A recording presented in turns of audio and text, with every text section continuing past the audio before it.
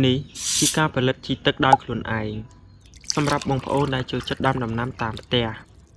បងប្អូនអាចសាកល្បងមកផលិតជីទឹកនេះបានក្រៅតែពីជីគោកជីធម្មជាតិជីគីមីជីទឹកក៏អាចប្រើប្រាស់ឲ្យដំណាំលូតលាស់លឿនបានដែរជាពិសេសជីទឹកអាចលាយជាមួយនឹងទឹកបាញ់ទៅលើស្លឹកដំណាំវាជួយការពារពីការបំផ្លាញនៃសត្វចង្រៃម្យ៉ាងវិញទៀតយើងអាចផលិតជីទឹកអរម៉ូន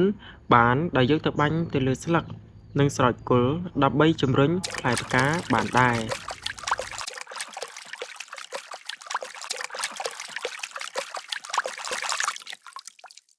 ក្នុងនោះមានគ្រឿងផ្សំដូចជា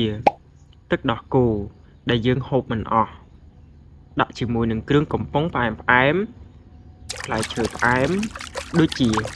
ម្នាស់ស្វាយល្ហុងទុំជាដើមយើងហាន់វាឲ្យតូចដាក់នៅត្រាំនៅក្នុងទឹកទទឹមនឹងនេះត្រូវបន្ថែមស្កររងូរបន្តិចដើម្បីឲ្យវាជួយកាច់រុក្ខជាតិទាំងនោះជាជីបានលឿនបន្ទាប់មកយើងត្រូវគ្របទុកហាលវា2សប្តាហ៍សិន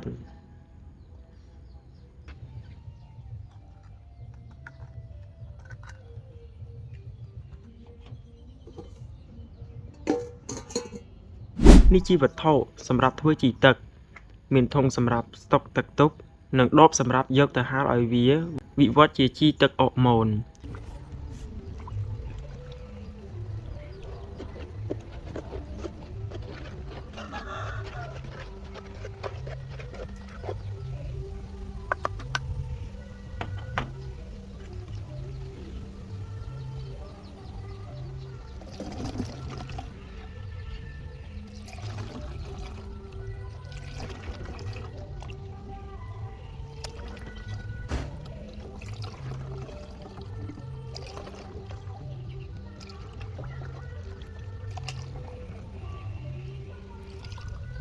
កន្លងមកពី2សប្តាហ៍